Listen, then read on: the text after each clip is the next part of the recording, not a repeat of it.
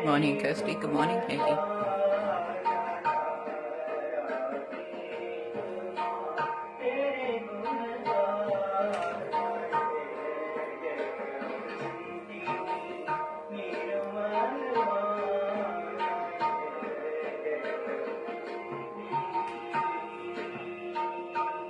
Listening to Nimrala Ma Bhajan Rag for about another 5 minutes from 2010 Christmas concert in Genoa.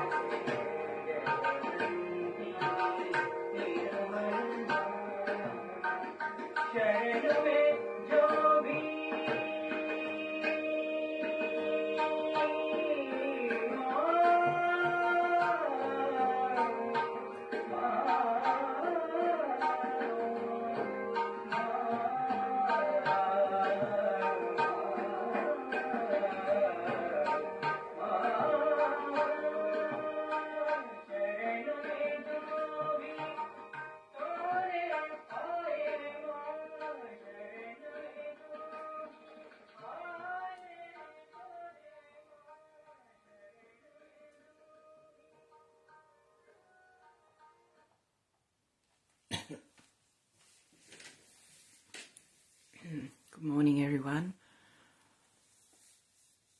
We'll leave that there, that beautiful music, the Nimala Ma Bhajan,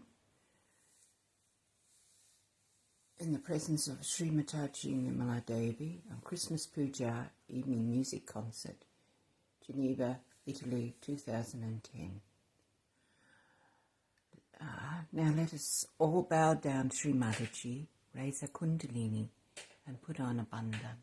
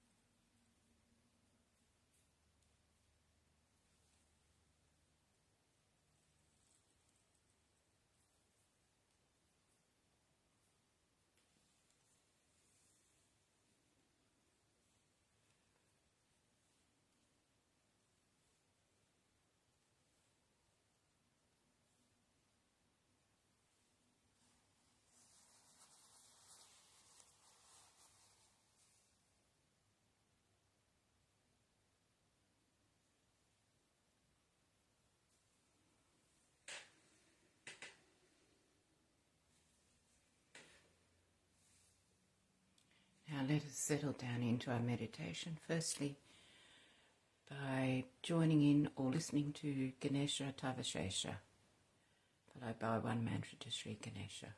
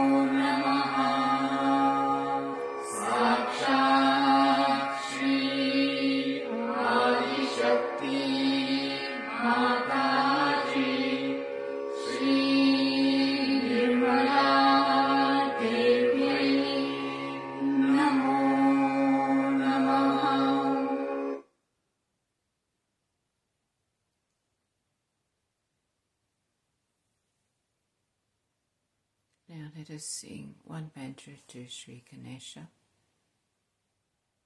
Om Tvameva Sakshat Shri Ganesha Sakshat Shri Adi Shakti Mataji Shri Nirmala Devi Namo Namaha.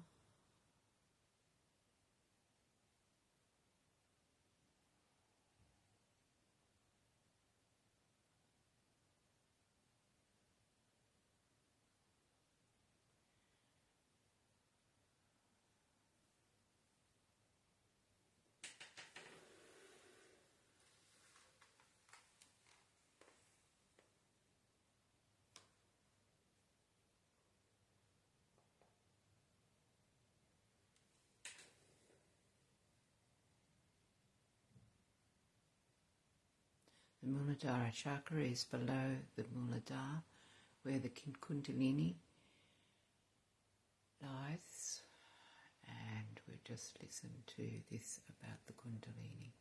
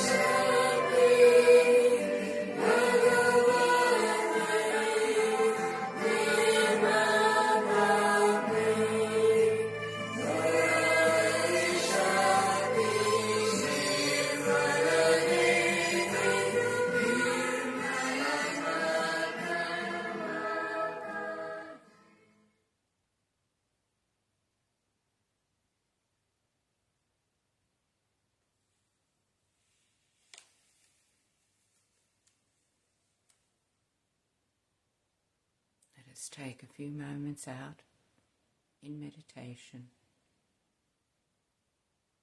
and then listen to a video talk.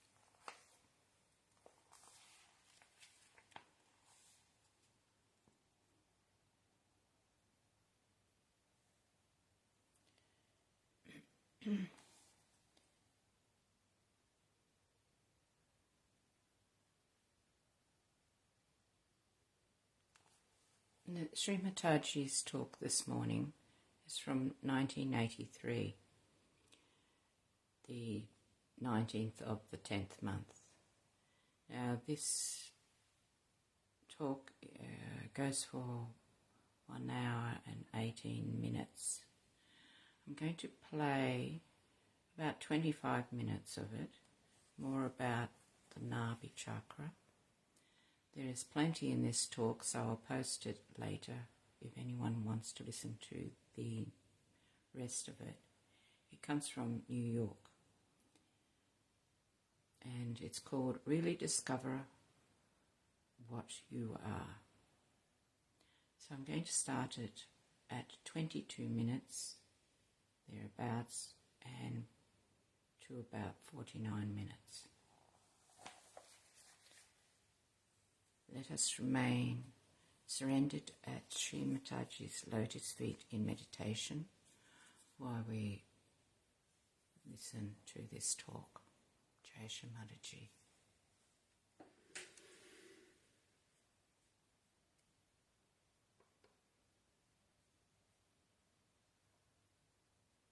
It's just like a rope, you can see.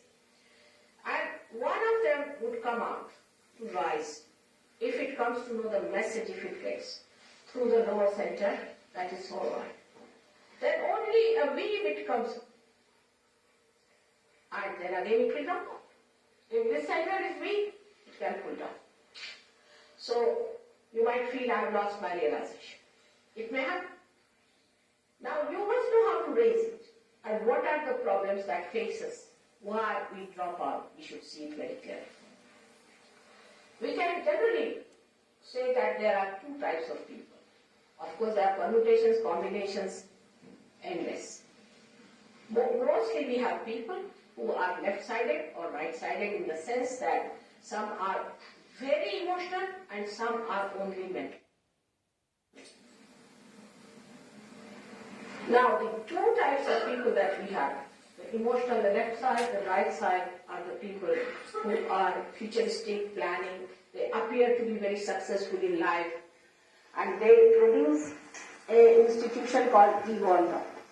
And these produce an institution called Superego. That's how an egg is formed. Now, when the Kundalini is rising, then first it touches this center.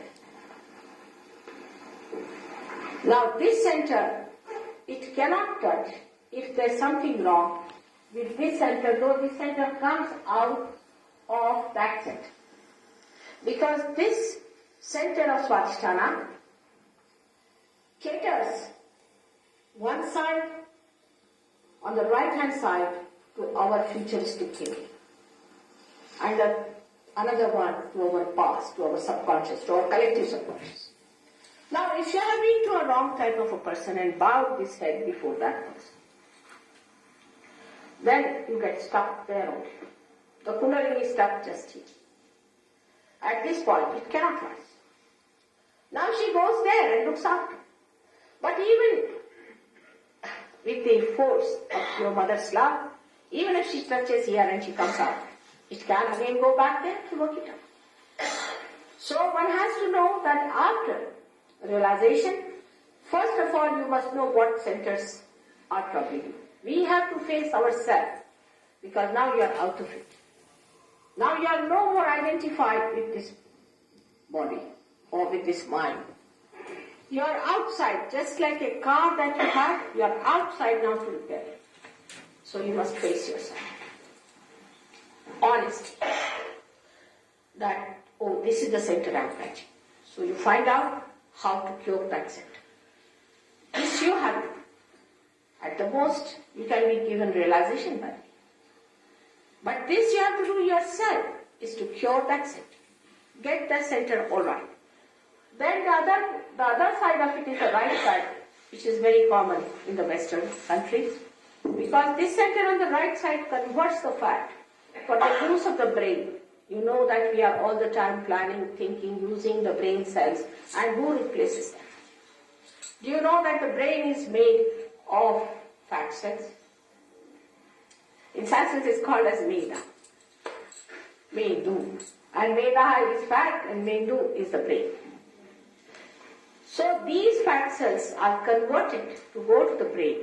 If you are thinking too much, if you are futuristic, then these cells are transformed by this particular center on the right hand side, and you develop an imbalance in your character. And the imbalance comes that this center cannot cater to other organs which are to be looked after, like your liver, then your spleen, then your pancreas, your uterus and kidneys. So such people can develop problems with all these organs. But if you do this too much, if you are an extrovert, complete extrovert, and you are not at all paying attention to your spirit and you are very hard working, you see, working very hard, like jogging inside. Now jogging is a new fad I have seen, I don't understand. Like mad people are running for what? They said we want to have a better physical side. But then the rest of it is neglected. Why don't you bother about that? If you are a real jogger, you will find they are never happy people. They are miserable. Because they have no emotions left. They drain out all their emotions. They are completely imbalanced on the right side. All people who are great politicians or great administrators or great generals have no left side in them. They have only the right side. And they work in the right side, but ultimately they find out that the right side has now taken over, they have no emotions. I have had many people like that who came and told me, Mother, I have no emotions, I have reached my heights. I said, yes, that's the inflation of the ego. But this can go very much further. That if this starts bloating too much, you leave the grounds and you become a shallow personality. Really become a shallow personality. You cannot understand the depth of anything. You cannot go to the depth of anything. All kinds of fashions that come up, all kinds of shallow things that appear just quickly. It's like a shopping going on. And even about spirituality, you talk like this. I mean, I belong to another society also where I've seen all the people talking. Oh, I've been to this guru, you see, and I didn't find him so good. He's rather cheap, but the other one seems to be better, though expensive. I mean, I'm really astounded. How can you talk about spirituality in such a cheap manner, as if there's a sale on here and a sale on there is but little cheaper and that one is little more expensive. But it happens because this ego takes you floating in the air. And you don't realize what you are. That's the biggest problem. What's wrong? There's nothing wrong. We must go to everyone. Put our nose into every corner. Even if you are bitten, doesn't matter. If another was bitten, say, his nose is lost. Then you say, why not mine? I'll see. He will not bite me. Then you get bitten. Then you tell another, nobody bites you putting your hand on your nose. Better try. Another one goes. If your tail is cut, you do the same thing. You don't want to confess that you have made a mistake because ego is idiotic and it never allows you to confess that you have made a mistake. Even if you are doing, you will not accept. It's such a misidentification. The more you have it, the ego starts bloating like that. And this is another thing that always comes up. It's like a balloon, I think. With the slightest touch, though you have shivered it completely through realization, it again floats up. Again the people start floating in the air. Now, you try to again bring it back. So the best thing would be that you start seeing your ego itself. And you say, oh God, this Mr. Ego is again coming back. And then you know the method how to put it down, how to give it down, how to give the balance through the power that is flowing through your hands. And this is what you have to learn after you have been realized. If you do not learn this, then the problem will be that after a year I'll come, you will be in the same position and you'll say, I don't know what has happened, Mother, I've lost my vibration. Because it creates a barrier, it covers the whole head here. It creates such a barrier that you cannot penetrate. So you have to face yourself very well. When this Mr. Ego appears, you must learn how to reduce the pressure of this ego. Then you start enjoying the play of it. Then you laugh at it. All right, Mr. Ego, I'm doing you very well. Now let's have it. You don't fight it. Just looking at it, it drops down because it's a myth. Ego is the biggest myth. What do we do? Just see, this is very clear cut, I'm asking you. Can we transform one flower into a fruit? We cannot. Not even a single living work we can do. Somebody got a living, say a sperm, and put it in a living ova, and then it germinated, so they thought, we are constituting. What is so great? You couldn't produce life. You couldn't produce even an amoeba with your science.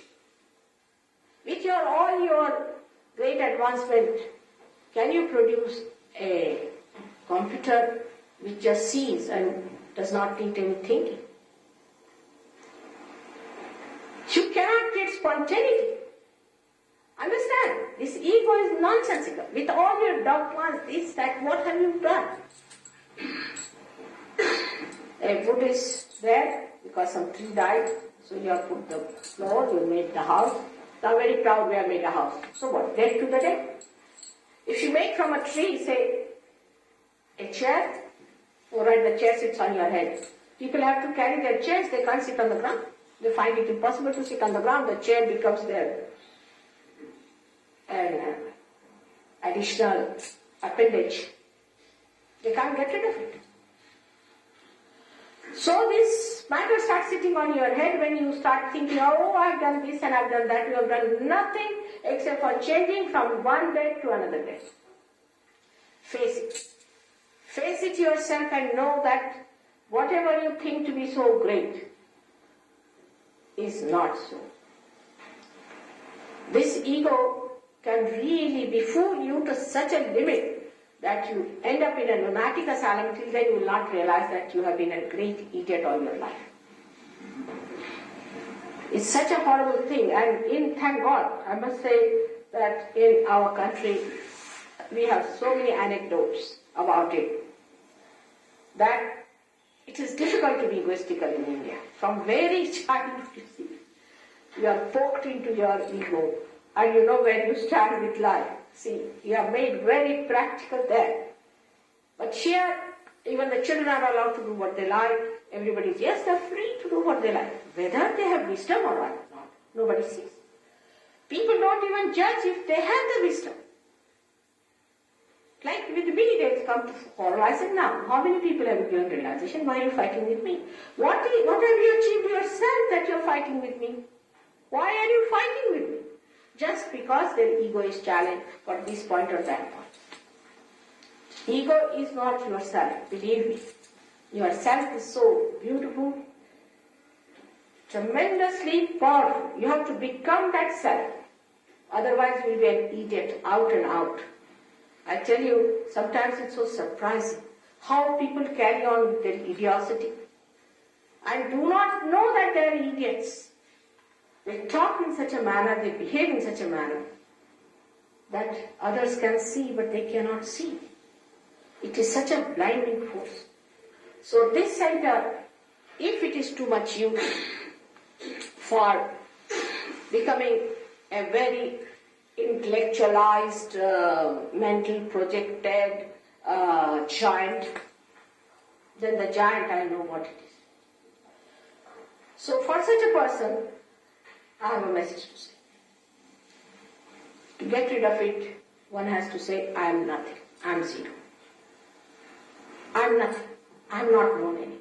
Like Newton said, see, he was a realized soul. When he found her, what did he say? I am still like a little child collecting pebbles at the shore of knowledge. But a person who has no knowledge or is half knowledge, he is so bombastic, he talks so big, he writes books, he thinks well of himself. I see now such a great man, he says at the very beginning of the book, that I was fed up with all the searches and everything, was another realized soul. But when I was just lying in my tired, I was lying in my garden playing with bubbles like a child. Suddenly the theory of relativity dawned upon me, because whatever is unknown has to dawn upon me.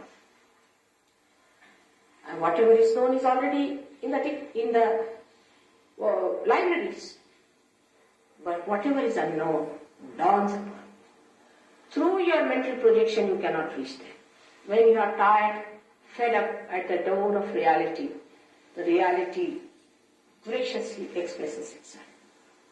This is what we have to know, that through ego we are not going to know anything. Through ego people dominated other countries. Through ego they killed so many people. All kinds of violences came in, and there has been wars after war, this war and then that war and that war. Now when people say that we made good countries, we made countries for peace and love, why there is violence? Ego is the one that wants to fight. Ego is the one that lets you out, and if it is possessed by another egoistical fellow, then God saved this world, like Mr. Hitler did, that he put his ego on everybody else using some methods of supraconscious activity. We know them in India. People can do it. He got it from Tibet, of course, from Lhasa. And he worked it out, supraconscious things, and he really befooled all the people. And they believed what they were doing was good. And that's how they killed their kith and kin, human beings. Imagine, this kind of massacre is only possible for human beings to do. But what is the solution to overcome this ego, which is so destructive, which is so hateful, which destroys everything that is beautiful within you, is your spirit. When the light of spirit shines in you, you see this horrible thing, laugh at it. Just get rid of it in no time, because the spirit pushes it out.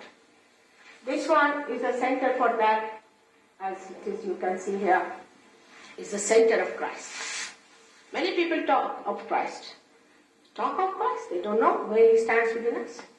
They don't want to go outside Bible to find out if somebody has talked about him. They use Bible as if they are the people who are Christ. As if they are the people who have written the Bible. As if they are the ones who can interpret the Bible. And I can tell you they don't know anything about it.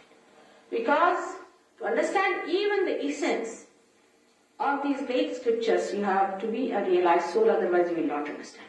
For example, it is said in the Bible, I will appear before you like tongues of flames. Can you explain? Can any clergyman explain what it means? About the Holy Ghost, it's a mystery. They say we are agnostic about it. Then we ask them, what are you doing? They said we are doing the job of a clergyman.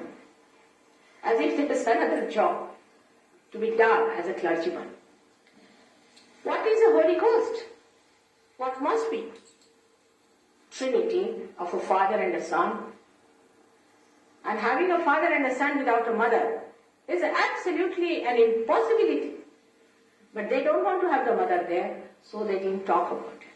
There are so many other things they cannot explain. In Indian scriptures, there are many great learned Indian philosophers. But Kabira said, Padi padi pandita murakha bahe, means by learning too much, even the learned have become idiots. So as child I used to think, how can it be that by reading people have become idiots? But now I see the signs everywhere, they are idiots. You see, if they read Gita, they think they have become Vyasa. If they read Vedas, they think they have become the Vedantists in the sense that they are the Vedas. Whatever they read, they think they have become while not understanding anything about it. First you have to become. Once you have become, then you will understand what is Gita is, what is Veda is, what is Zen system. There are many who claim we are Zen. Now, the Zen, the head of the Zen himself is not a realized soul, but an honest man. So I asked him, you are not realized? He said, I know I am not realized. Then I said, what are you doing with the Zen? Zen means the knowledge, and knowledge after realization, isn't it? Yes, it's true, but you see, I am not realized. He told me that only from the 6th to the 12th century, we had 26 Kashyapas, means realized souls. Then I said, now what are you doing about Zen? You better give up. You should be honest also to give it up, because you are not a realized soul, you cannot talk about God. You have no authority, it is all unauthorized. Unless and until you are a realized soul, you have no business to talk about God. He could not see the point there, but he was very sick because he had come to me for getting cured, and I did cure him. But that's besides the point. I wish I could cure his ignorance about it. So when you start dealing with the third center, that is the Navi chakra as they call it, which is about your seeking, also you have problem there. Navi chakra has two sides, right and left side. Now some people who are true seekers remain in the central part. True seekers have an advantage that they remain in the central part. They may get lost here and there, but they come back to the central part. But there are people who believe that God is a money-making proposition. They think that you can sell God in the market. I mean, most of the people do it. For them, it is an organization which can be commercialized. If not, they'll sell candles, they'll sell Bibles, they'll sell Gitas, they'll sell this, that, sell that, make a profit out of it. It cannot be commercialized, is the point. They cannot see it clearly. You cannot, it's purity. How can you commercialize purity? Can you sell your purity? As soon as you sell it, it becomes impure. It is done by everyone. All people who are professing religions are all doing this. I mean, one may say that, Mother, how do you travel? Or I can say, now I can afford it, I travel it. But supposing you pay to the travel agent, not to me, it's all right. But I cannot live on your earnings. That is parasitic. If I start living on your earnings, then it is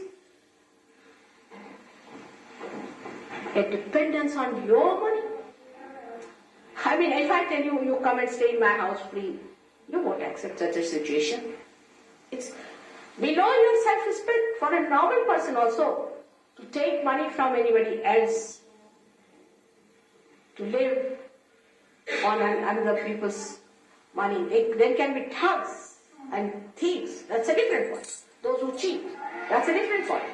But you cannot have the money of other people, use them for your purpose, and then after that you should say that I'm a religious person. I'm following this religion. And preach about religion then. Those who live in glass houses cannot talk about God. That's what exactly it is. And we have to understand, you cannot commercialize God. It's the greatest blasphemy. Everybody has done it. It's a very sophisticated method. Every fanatic has done it. To make money out of the people who follow them. But thank God, all this falls off. So the religion is within yourself, here surrounding you. It's a valency that you have, the 10 valencies as a human being, which gives you the sustenance, which gives you the spiral arrangement of your genetics, of your peptones, of your nerves. That's the sustenance that you have. These 10 valencies are important. These are the 10 commandments within you, which you have to follow. But no one thinks it is so. No one even wants to know by doing all this, what is the transformation we have got. For example, if I ask a simple question, Christ has said one, thou shalt not have adulterous eyes. How many Christians can claim that? That they have innocent eyes. Let's face ourselves. How many clergymen and people can say we have innocent eyes? If you are a true Christian, you should have those eyes. If this transformation has not taken place in you, then know that you have not achieved it. Do not try to cheat yourself by believing that you are chosen people. Christ himself has said, you will be calling me Christ, Christ, I won't recognize you. He said it very clearly. Till you have your transformation, you should not believe into anything that is this so-called outside religion. in the sense these are all the flowers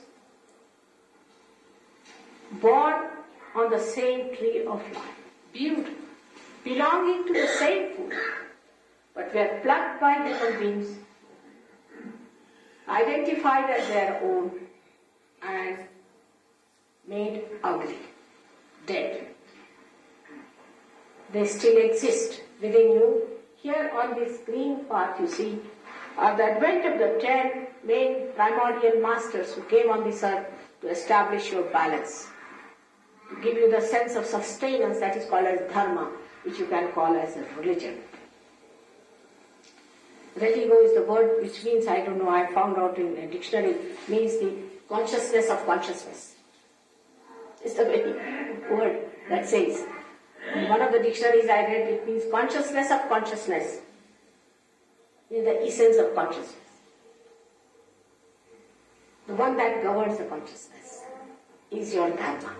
But when you don't have that dharma, when you don't have that balance, you see, the ego starts rising, you have no weight. Dharma means your gravity. You have no gravity, and so you float in the air. What's wrong? What's wrong? You go on like this.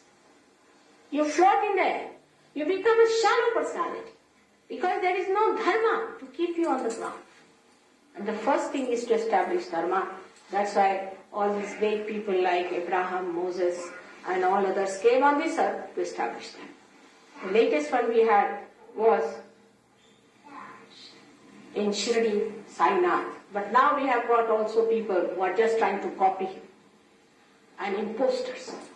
But he was the real one who came last time, and he has done a great job in that area. Where is Sahaja Yoga working the best, in the deepest way?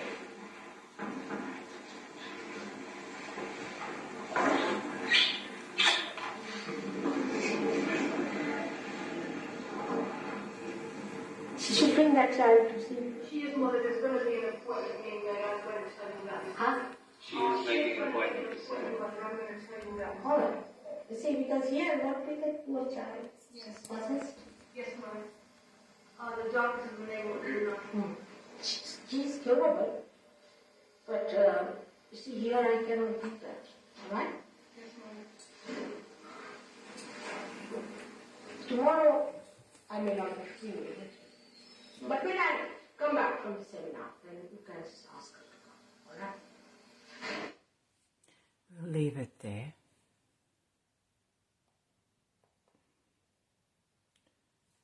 And let us continue in meditation for about 5 minutes before we finish up.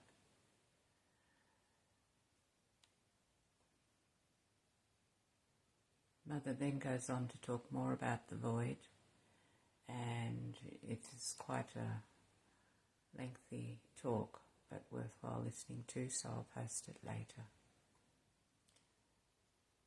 I'll now put on a Sanskrit shloka music meditation by Tanya Wells.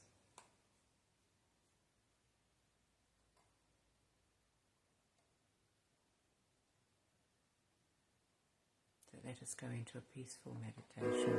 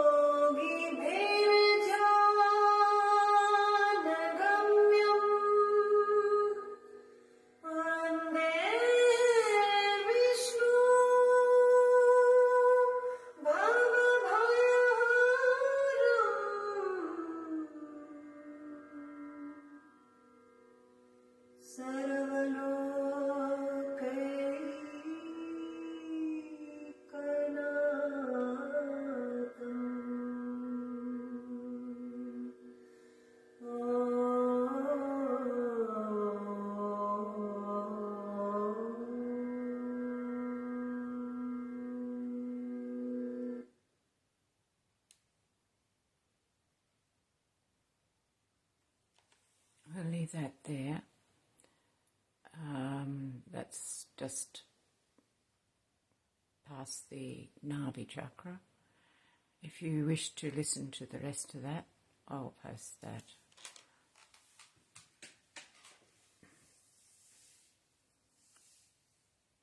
When you're ready